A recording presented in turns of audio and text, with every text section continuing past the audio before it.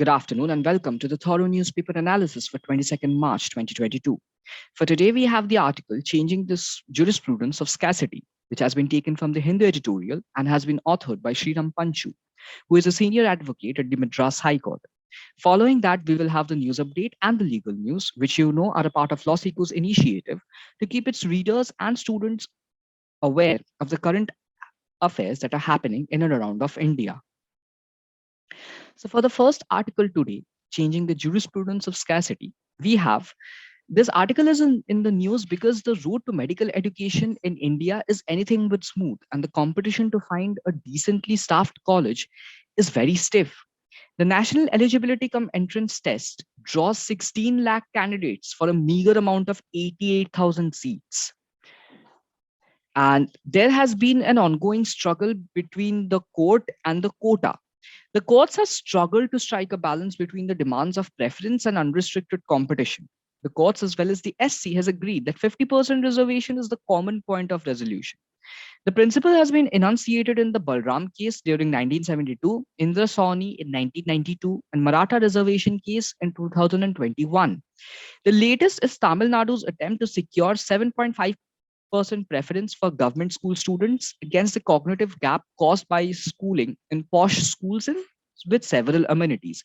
Now, the Tamil Nadu government has claimed that the government school students, they are generally not from the same socioeconomic classes as these students who come from posh schools. They can go to tuitions, they can basically avail education which is not readily available to students who are there in the government school students. And in order to bring a parity between those who get the opportunity and those who don't, the Tamil Nadu government went forward and wanted to create a reservation of 7.5% for government school students. Now, the basis of this claim is that Tamil Nadu in the previous times, when NEET was not prevalent or NEET was not there, Tamil Nadu used to give preference to government school students and they used to have reservations even in the postgraduate courses. And due to this fact, Tamil Nadu today has almost 95,000 doctors who have completed their post graduations and they're specialists, and yet they're serving in government hospitals and they will continue to do so until they retire. So this is one of the models which Tamil Nadu has been focusing on its ongoing crisis in order to ban NEET, or even if they can't ban NEET, at least to have a form of reservation for students who come from Tamil Nadu, both for postgraduate and for undergraduate courses. The practice of being accustomed to shortage in education has turned into balancing past mistakes against present denials. Now, whenever we have this discussion about reservation, the foremost debate is that there has been mistakes committed in the past which needs to be corrected, and if they are being corrected in today's times, then we are presently denying some of the opportunities to students who are currently in their education right now. The plight of Ukrainian students is also acute, as we know that when Ukraine was attacked by Russia, there were a huge number of medical students who were stuck in Ukraine. Now, the reason why medical students go to Ukraine is because when compared to India, the cost of private education in Ukraine is very cheap.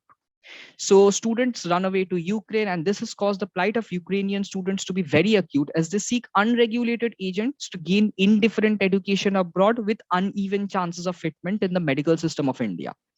As of now, restrictive rules that limit entrance should be pruned. Instead of enabling only trusts or societies to give education, focus should be given to enabling better infrastructure and capable teachers. Now, the Indian government has a rule that whenever it is a medical college that is being talked about, only trusts or societies can open such colleges. Rules such as these should be pruned now, because when we have a statistics of 16 lakh students fighting for a meager number of 80,000 seats, the first priority should be to open more medical colleges with better infrastructure and actually capable teachers. Scholarships should also be mandated as social commitments of these institutions that are being opened. Further, in order to prioritize and incentivize people or organizations to come up and open medical colleges in India, Minority colleges should be made to avail the benefits of Section 80G of the Income Tax Act while making structural tax benefits that makes running medical education viable in India. For the news update, we have bird census across 7 biodiversity parks. A bird census was conducted in Delhi, which resulted in the counting of 159 species. This was conducted across 7 biodiversity parks and is the first time such census was undertaken across all biodiversity parks in the city.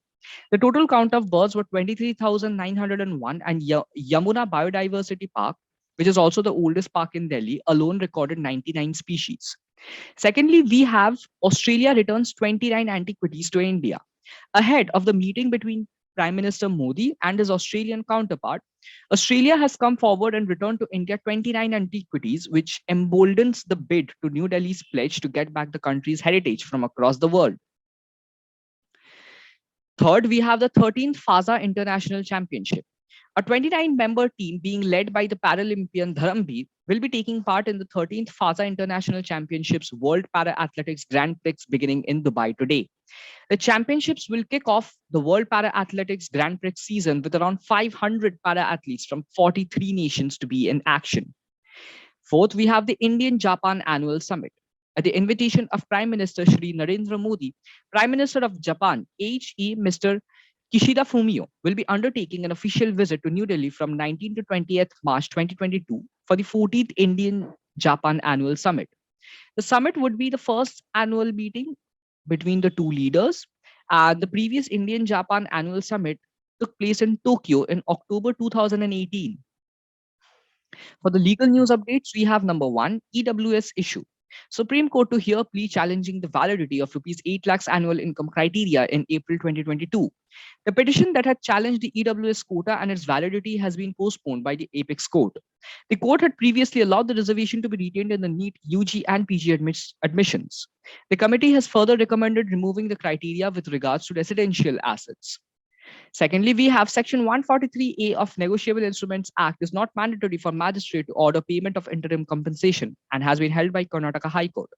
The Karnataka High Court has held that it is not mandatory for the magistrate courts to pass orders directing interim compensation under Section 143A of the Negotiable Instruments Act if the accused does not plead guilty. So this was all for today. For free study materials and TNA PDF slides, you can join our Telegram channel by scanning this QR code. You can also join our Instagram channels by following these handles to stay updated with the latest news. You can also visit www.lawsikho.com for any further information. Thank you.